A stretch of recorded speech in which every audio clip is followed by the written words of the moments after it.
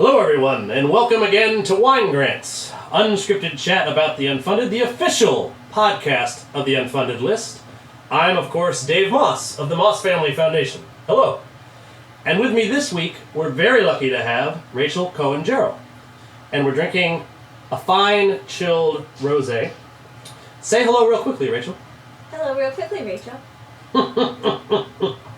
You can see why we wanted to have her on the show. Welcome to the booth, Rachel. It's great to have you here. As you may be aware, and the audience certainly is, I like to start each show off by reading my guest's bio. Now, we've had a variety of different kinds of bios presented to us on the show. Some very short. The one episode we had two guests who provided their bios, and their combined bios were less than half the length of yours. I'm very old. But you're not. She's not very old. Well, I suppose compared to some. Okay. Right? Compared to babies, you're an old person. I'll take that. Yes. But compared to the average foundation board member, you are a baby. I'll take that too. So, since we only have a limited amount of time, I should get started reading this bio now. Rachel Cohen Gerrol is widely recognized for her work on innovative philanthropy, and her projects have been featured in the New York Times, the Financial Times, the Atlantic, Forbes, Vanity Fair, Barron's, Inc., and the Huffington Post. If I remember correctly, like the Hamptons Magazine of Wealth. I do remember that one. Private Wealth Magazine. Private Wealth Magazine, right?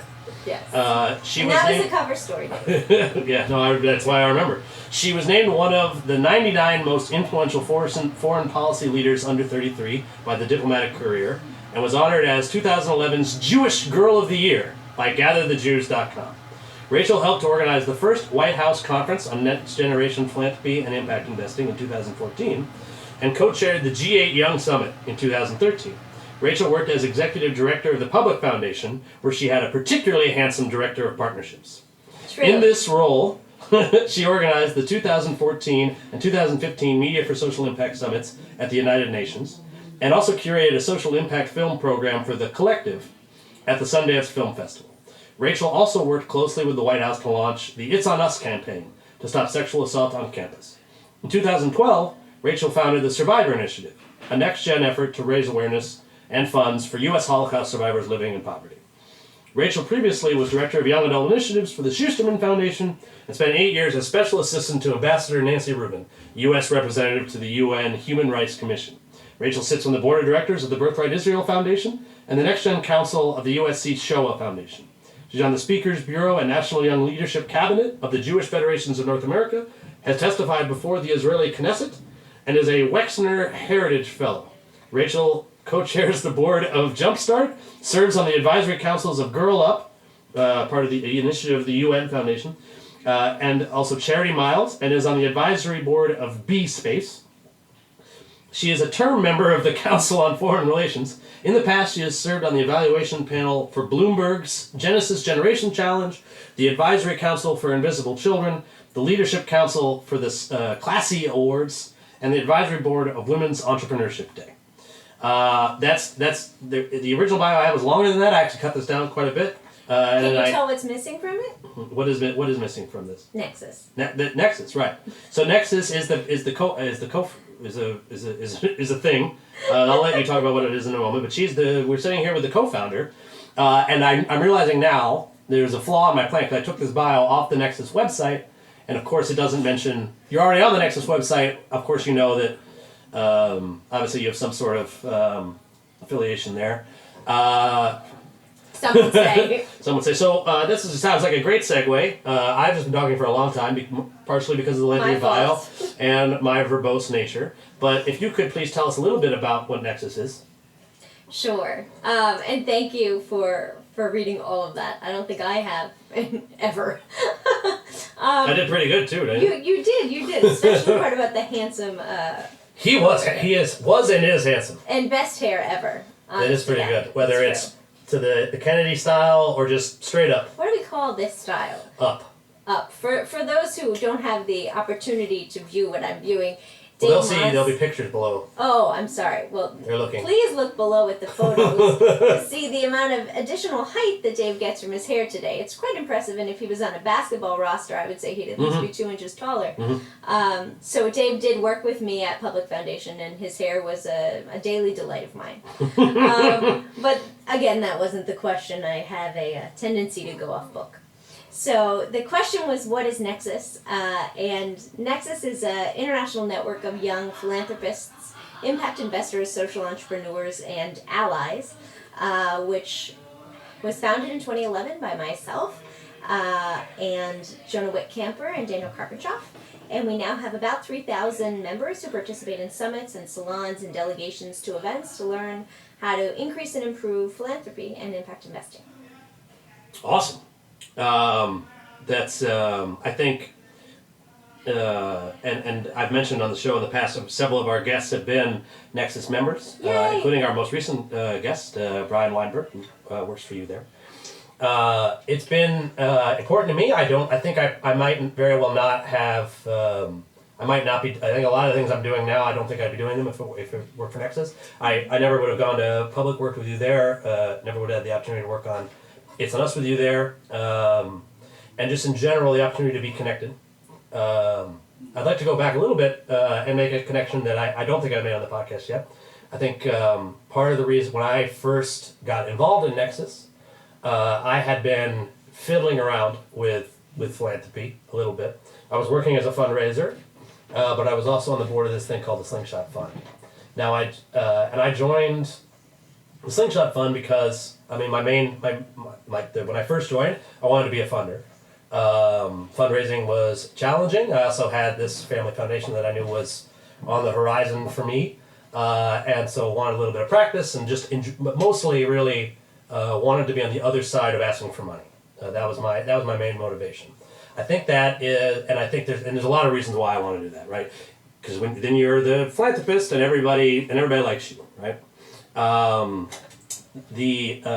I got there though, I found a lot more satisfaction, not in just being the guy who gave grants. I got to hand large checks to organizations I really cared about there, oversized novelty checks, right?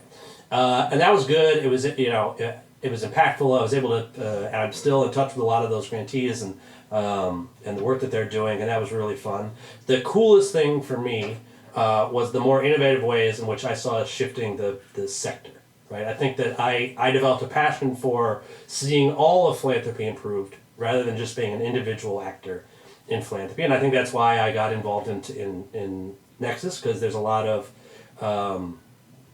thirst for innovation there amongst the young philanthropists who go to Nexus, and I think probably the young philanthropists who don't. So any young philanthropists out there, if you might be interested in Nexus, please be in touch with the Unfunded List. We know the co-founder. We had her in the booth. That doesn't sound good. No, whenever I talk about someone being in the booth, it does sound dirty, but you were literally here in a booth with Dave Moss. It's true. It's true.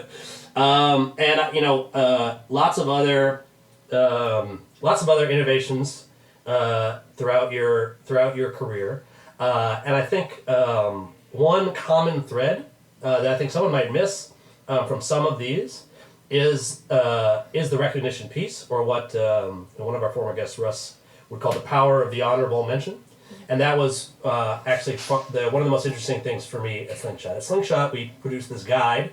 Every single page in the guide has a different innovative Jewish organization on it.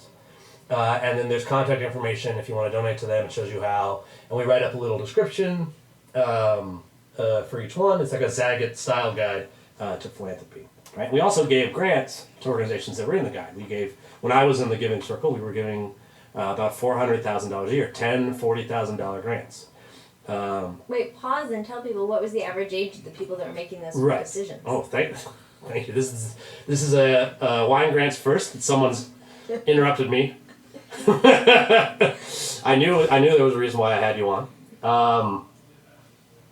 So yes, it was a Giving Circle of Jews in their 20s. And we were, for a Giving Circle of folks in their 20s, we were able to raise a lot of money, which I think got us a lot of attention. And what is absolutely true, difficult to track, but probably true, is that actually just being in the guide was more valuable than than getting a grant. I mean, obviously they wanted the grants, they put a lot of time in, and we put a lot of time into doing our site visits and due diligence, but the overall value of being recognized in Slingshot, and we started to see this after a couple of years, organizations were issuing a press release to say that they got into the guide, just that they got in, not that they got their grant, that they got into the guide. If they were a Slingshot recognized organization, they're putting the tag on their websites. They want people to know that they've been vetted by this process and that they are that they are established.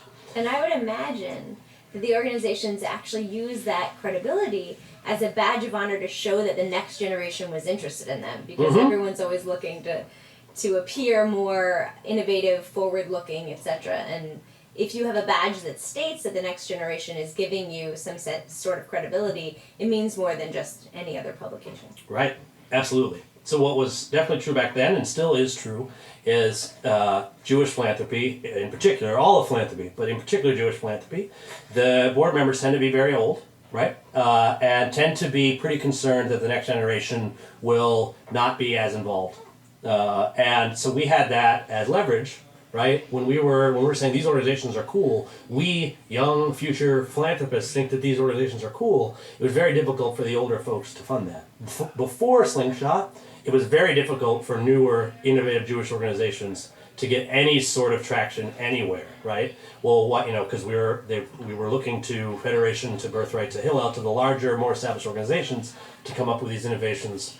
Of course, there's a number of reasons why the establishment and innovation do not necessarily, it's not that established organizations can't innovate. I would say now, because of Slingshot, those organizations are coming up with more innovative programs because they wanted to maintain the relevance piece. And I'll say, we do, when it comes to individual recognition, particularly in this country, we put people on lists all the time. You were on the list of 99 most influential foreign policy leaders under 33, which must have been, just last year, because you are 33. Definitely. I've been 33 ever since. That's a benefit that comes with being named on that list. No, and also I'd say, I'll talk about, I'm actually going to talk about Jewish Girl of the Year in a minute. But can you talk to me a little bit about, you've probably been recognized on other lists and brought up to win other awards, or just in general, you've had the opportunity to be on stages in front of large groups of people. I know the Classy Awards, I believe you presented once at the Global Citizen Festival. Can you talk a little bit about the non-monetary benefit that comes with that sort of recognition? Because obviously that's what the Unfunded List is all about. We're trying to establish some credibility here with this podcast. So if you could help me out.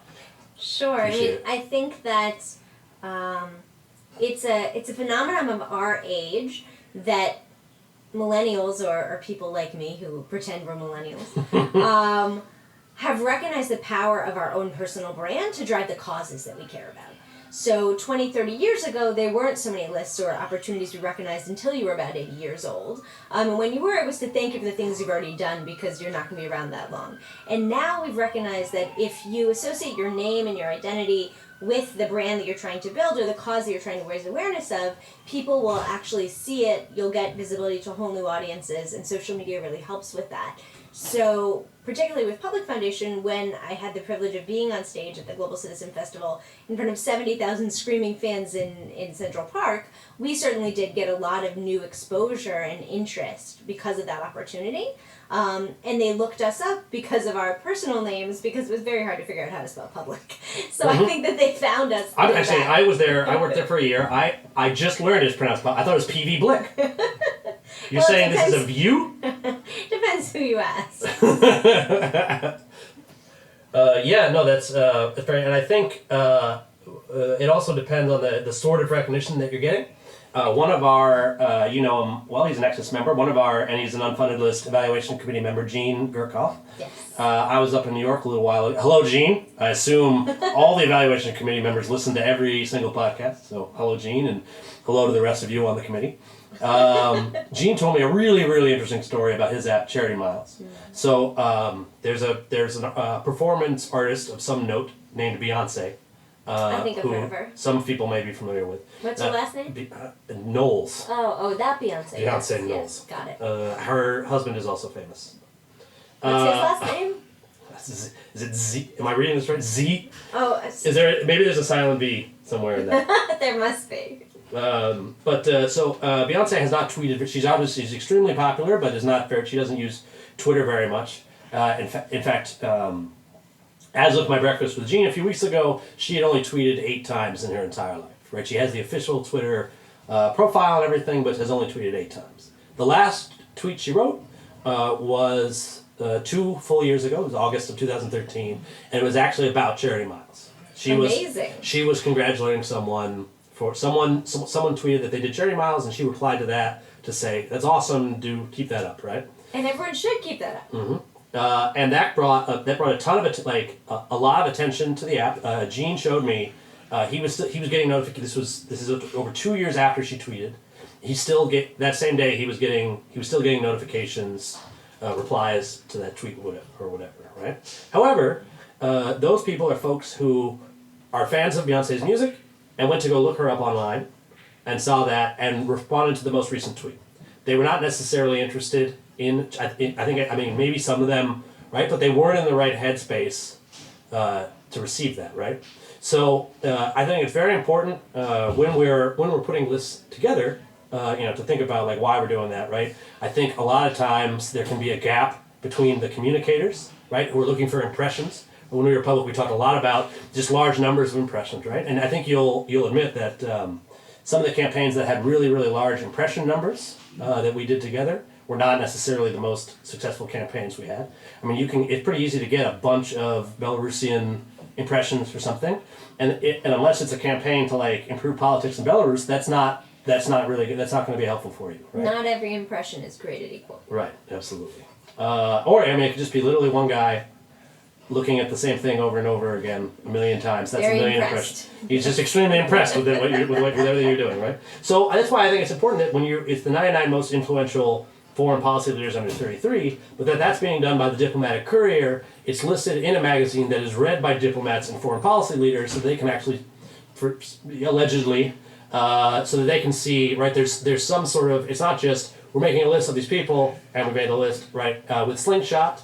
One of the reasons why getting in that book was so important is because we had a list of basically all of the major Jewish philanthropists, and we were like, here are the groups that the young people think are important, right? You don't have to give to them, but here's a free copy of this well-designed list that you should look at. Right? What I would actually credit Slingshot with as well is a big win in the Jewish community in terms of getting young people onto boards of existing organizations. You made a really great point earlier where you said that a lot of Jewish organizations 10, 20 years ago were very concerned that young people weren't going to be involved, yet they weren't making space to allow voices of young people in the leadership of those organizations, and one didn't seem like a natural answer to the other.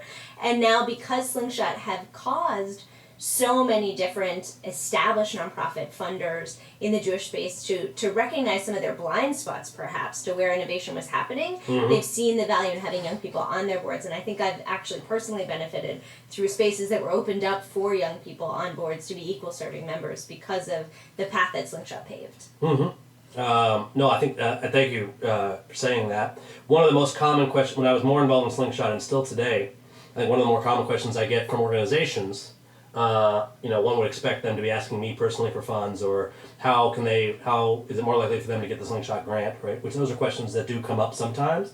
But a really, really common one, we're like, we would love, like, you seem to know all these people, all these passionate young people who are passionate about causes. We want them involved in our organizations. And I think without something like Slingshot, who do they go to ask that question, right? And I think a lot of the Unfunded List evaluation committee members, and maybe even some of the organizations that get on the list, I think some of those people would make great leadership members in other committees and stuff. Definitely. And a big part of what we're trying to do is make connections like that for folks with the eventual applicants we get. That's invaluable on both sides. It's very very interesting to me. I still do get asked to be on the young board of things. But it's probably just because how young I look, and I should not have a problem with that. But I mean, there are some, and not every young board's created equally. Some of them do have some, and I think the number of token youth boards is diminishing, and they're starting to realize that like you're going to have to actually put some weight and some heft behind this, because in a lot of areas, particularly when it comes to remaining relevant you definitely need young people involved with your cause. Whether you're a new, like recently started cause, right? Because you want to be hip and trendy and cool with young folks. Or on the flip side, if you're an established organization that's been around for a long time, right? They lose their relevance sometimes. There's a number of I'm not going to name them right now. Maybe I will in a minute. Have a little bit more wine, right? But there's, and I think this is a struggle that's going. Whether you're conserving habitats for birds or doing international diplomacy or whatever, if you're an organization that's been around for a long time, staying current and staying relevant can become very difficult because the setup of these organizations, can sort of decentivize doing things that are not the established norms for us. We'll try to push the envelope quite a bit. It's interesting what you're saying because I do serve on the Next Generation Council for the Shoah Foundation.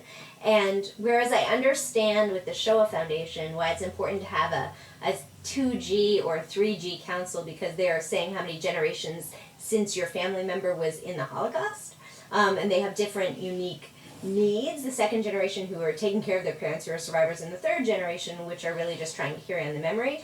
My recent suggestion at a board meeting was that we actually change the name of the Next Generation Council to be the Innovation Council, so that if you want to go to the Board of Advisors meeting and look through financials and legal paper, then you go to the Board of Advisors meeting. If you want to create new ideas and drive the entire field forward for Holocaust survivor work and education and awareness, then you go to the Innovation Council. And I got a little bit of support for that idea. So stay tuned. I like it very much. And I think it's very interesting. I think we have a tendency to segment by age on this, and that's in a lot of ways. As you were talking, I was just thinking about that. Why? There's a very strange way to segment things, right? Because there are, it's not necessarily a capacity thing, right? Because there are, I know most of them, and I think between the two of us, we know all of them. There are young people with tremendous wealth and tremendous capacity, right?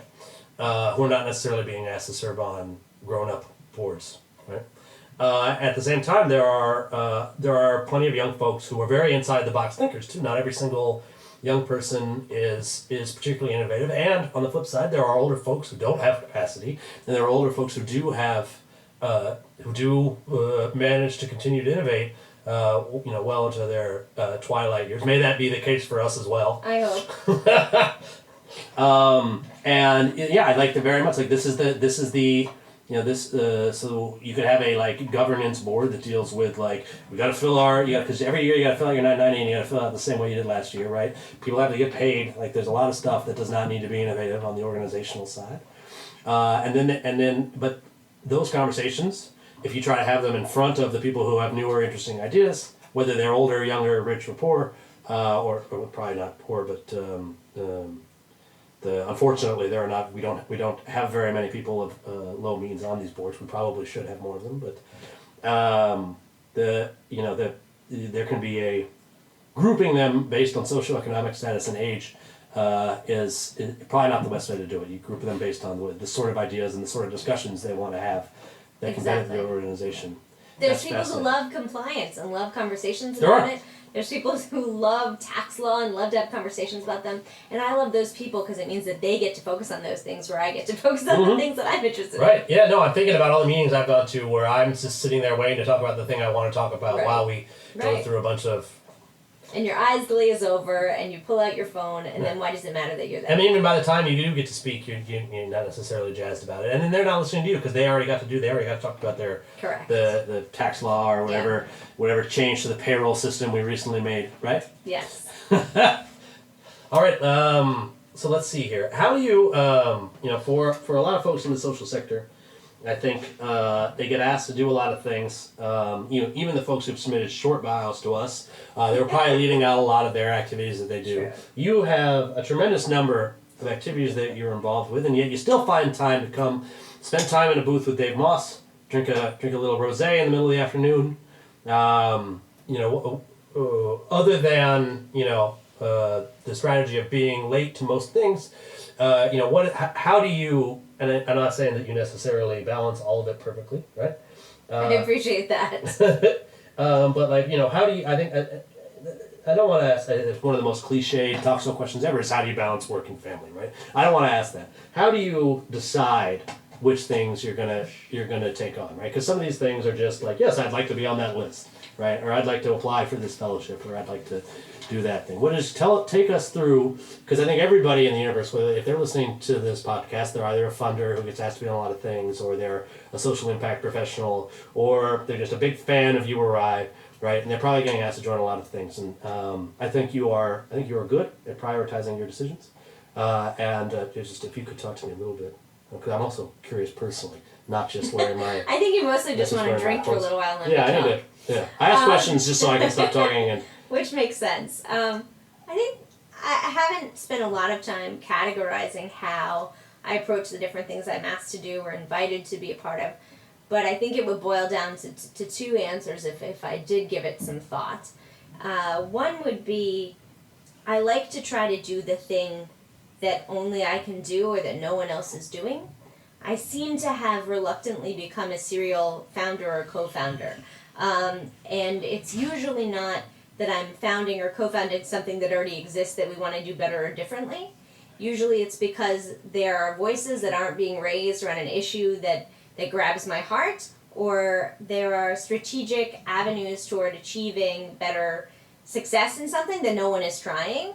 So I think that professionally, you should pick to do the things that you think you could uniquely lend wisdom toward or get off the ground. So an example of this would be, 3 years ago, Dave, when I came to you and said I learned the number of Holocaust survivors in D.C. That's actually what I was just below thinking the about. poverty line, right?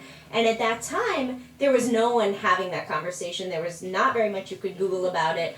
And you really would have had to have personal introductions to the heads of organizations, like I ended up doing, in order to find out more about the At picture. this time, I was in the core focus of the family's philanthropy had been Holocaust education and Holocaust studies, and it was something I was unfamiliar with the concept. So that's and I think you're. I don't want to interrupt you. Please finish your thoughts there. No, that's good. Do you want more wine? Are you good? No. Take a little break, I think. So Dave's face is turning the color of the rosé, for those of you who can't see it. It's quite pretty. But so that was an example where I thought my voice, having been Jewish Girl of the Year and having the opportunity to stand on certain stages. That's Jewish Girl of the Year, right? Not just of the week. Oh no, it's of the year of the universe. And so I thought I had a unique platform. And that year I think I also got to speak at the Jewish Women's Archive and Tribe Fest and other places, and I got to take this message around, and it really started to take root in different communities where I'd speak about it. So that's how I would decide kind of what professionally to get involved in. In terms of why I'm here today and how I choose to spend my lunches, etc., I really don't give a lot of time and thought to organizational titles or professional titles with people. I don't think that it's valuable to collect business cards for the sake of it and do meetings for the sake of what someone's title is or where they work necessarily in the short term. I believe in building really serious friendships. I don't even believe in relationships. I only believe in friendships. And if someone wants to, take the time to get to know me and give me the time to get to know them, I will jump when they say jump for the rest of my life. And that's why I'm here, because I have 45 new emails in the last 20 minutes because we sent out rather an important Nexus email that may or may not have had a link that didn't work. So I'm getting lots and lots of emails. But none of them would matter. What matters is my friend asked me to do something, and I believe in the project that he's working on, and so I show up. It did have a link that does not work. Yes. I was meaning to tell you about that. Thank you. That's actually why I came. Yes. So for everyone listening that may have gotten an email that says in it that you can't mention to other people that you got it, so I'm sure you're not talking about it with your friends. But for those of you who want to email me, we know it doesn't work, so please email Leela on my team instead of me. Yeah, no, it's funny. You probably get a lot of, when the link doesn't work, you probably like, Rachel, the link doesn't work. And having worked with you in the past, you probably don't know you probably are not the one to fix the broken link.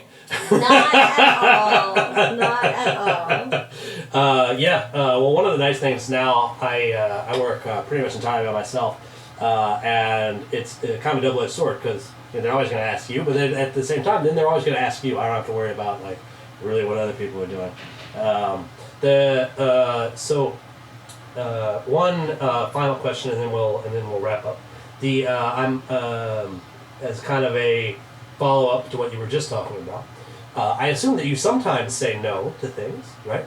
You probably don't do it you probably don't use the word no when you do it. You can't possibly say yes to everything everybody asks you. That wouldn't, I imagine you can't. Maybe you can. You were Jewish Girl of the Year after all. But how do you go about, because I think you have I mean, I don't know anybody who has a bad word to say about you, and I'm sure you probably know some people who might have some erroneously formed bad negative opinions of me, right, based on, they just have bad data, they just don't know me well enough. Or they have something against beards. Well, I think you and I, there's some people don't like beards, that's true.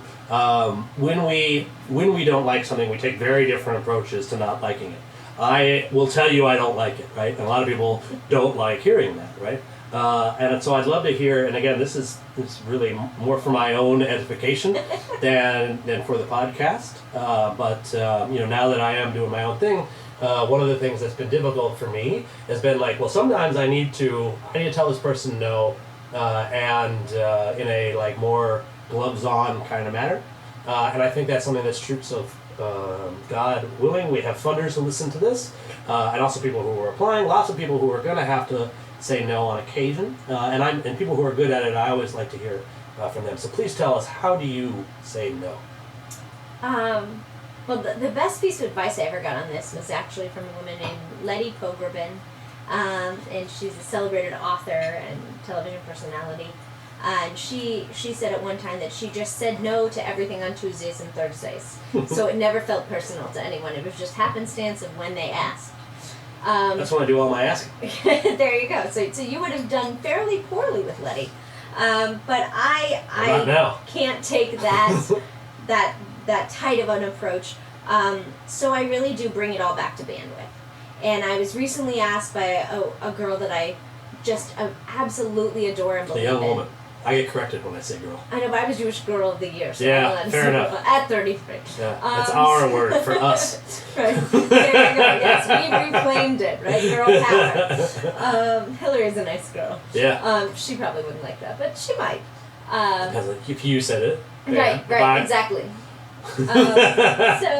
So what this wonderful young woman invited me to be on her board of a very important program that they do work with Indigenous people here in this country to try to give them access to equal opportunity and education and jobs, etc. And I don't actually think that I'm the best person to be on the board of that organization. I feel like, so what I said to her was that I was flattered, which is unbelievably true. And then I also said that I think that I can make introductions to her to people who would uniquely be able to help.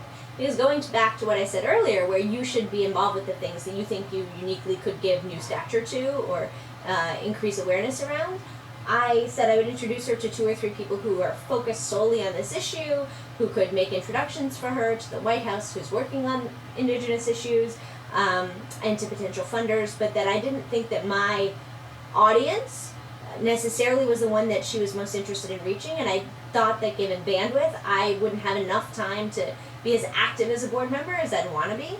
And although I know she was disappointed, she really understood that I was saying, you don't want me to show up twice a year on a phone call, not say much as you go over the financials, and then chime in with some introductions. You just want me to make introductions here, today, or always, or whenever you want.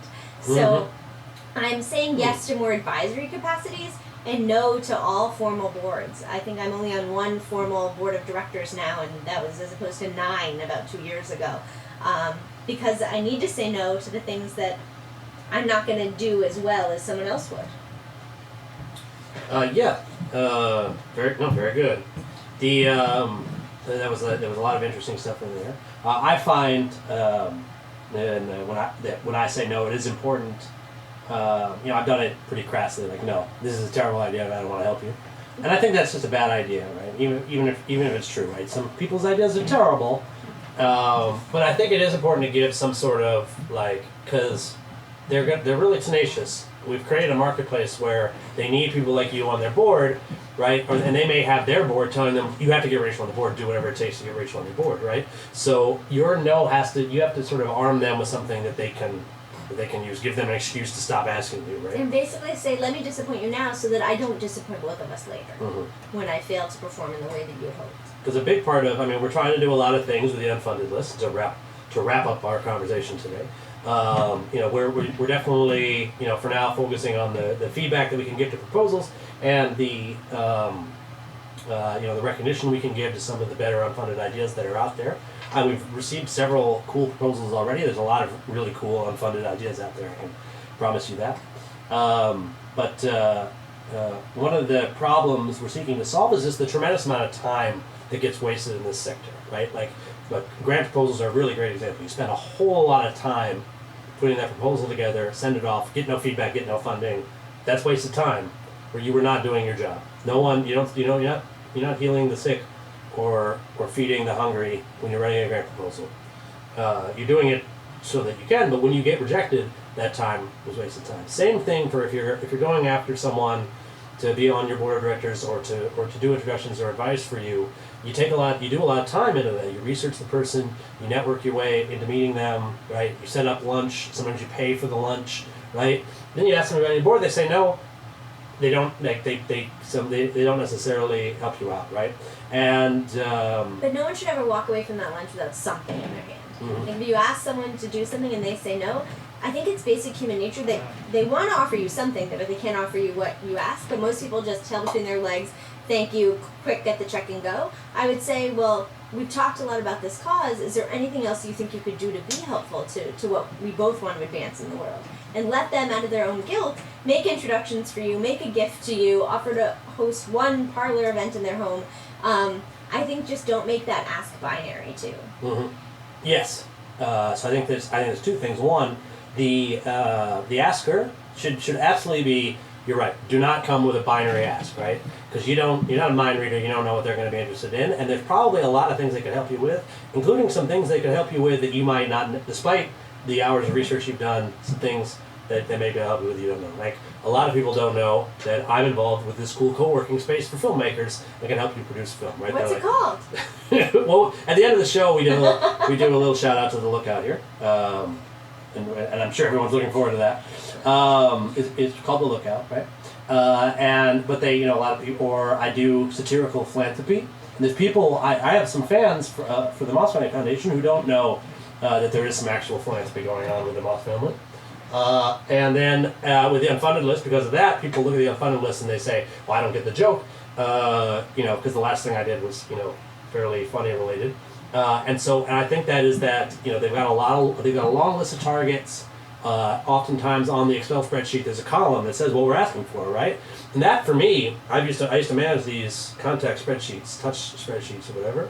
And I think that column that says what we're asking them for is problematic, right? Because the moment you write we're asking them for money, right? Then that's the only thing. When you have your conversations about that target, when you go into the meeting eventually, you have that binary mindset.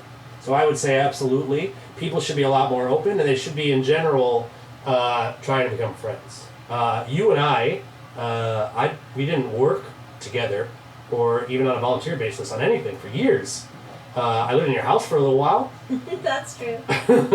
Rachel's very generous with the guest wing of her house. Philanthropy. No, and we did innovative philanthropy. I remember I didn't take a salary while I was living in her guest room, which was an innovative way to raise money for that organization. And I think it's important to, especially in the beginning meetings with folks, I know you need this funding, you've got your board breathing around your neck, you need new board members or whatever. It's going to go a lot better for you if you make friends first with folks, right? We are all humans. I think, I'm not up on my Freud, but I actually think, the greatest human need was the need to be loved. This is why I find philosophers like Ayn Rand and who will follow her to be somewhat problematic, because they're like, well, as long as we're all selfish, but that things will work out. But the problem with that is that our greatest need is to be loved by other people. So if you're ignoring that, you're not going to get any. You're not going to make as much money. You're not going to get as much stuff done. If you make everybody around you as happy as possible, and you have that focus, I think that you're going to find that things go better for you personally. And then something that does not happen very often, something I'm trying to be cautious of, is it's not just the askers that need to be smart about this. Funders definitely need to spend more time thinking about how much time they're taking up from the people that are asking them for change. Especially self-proclaimed philanthropists, right? Like, someone reached out to you, offered to buy you coffee, comes down, you should recognize that they've spent a lot of time, right? And if you know for a fact that you're absolutely not going to do anything for them, be clear, right? I think I say a lot to folks, even if I'm going to do something for them. I'll say, I don't want to waste your time, right? So like someone sent me a short little LOI for feedback over the weekend, and I wrote up quite a bit of feedback, right? And then they wrote back to me and addressed all of the concerns I wrote in my feedback, right? And I'm happy that she spent that time, but I now realize I should have said, like, I should have been more. Obviously, she's going to do that, and I should have spent more time thinking about, her time, right? Like, I thought I was saving her time by giving her feedback on the thing, but I said some challenging things that needed to be that obviously she was going to try to address with me. She didn't, and I was wrong about some things. She wanted to correct the record. So then I ended up creating more time for someone who's already, using all the hours in the day. Here for yourself. Right? And if you're a funder, you got your own money, you want to give your own money away, and you want to waste people's time, you can absolutely do that. It's a free country. That's something you want to do. But if you want to claim that you're actually trying to solve problems, that you're actually trying to improve the sector, you have to think about not just the time of the people that you are funding, the people you are working with, but the people that you're saying no to, because they're spending time too, and no one funds only the great projects, right? A lot of the people on your unfunded list have great ideas. Their time is just as valuable. We should respect all of their time, and those people should submit their proposals to the unfunded list Today. All right? Yeah, as soon as possible. The deadline is Sunday, November 1st, and that's a hard deadline, folks. People, if you know anything about me, it's, that I respect deadlines. Thank you very much, Rachel, for coming in. Always a pleasure to have you in here. We'll have to have you back next season. Will that be? Can I get a firm commitment now, or are you just going to offer to make introductions? I will do both. I'm committed to doing that, and I'm committed to making introductions. Oh, great. Yeah, because we'd love we'd love to have more lovely guests like yourself. So if you know anybody like you, maybe some other people who won Jewish Girl of the Year, or been on lists of that sort. I actually don't know any of the other Jewish Girls of the Year. Do you know any of them? I think I know one. I probably do. I must actually know them. I just don't know that they're on the list or not. So let's not say the wrong names now. Yeah, we'll go after the show. We'll look it up. But for now, let's close it out. As always, I want to thank our host, the Lookout DC, which is a beautiful co-working community for filmmakers located in the Adams Morgan neighborhood of Washington, D.C. Thank you, everybody, for listening, and good luck with your funding.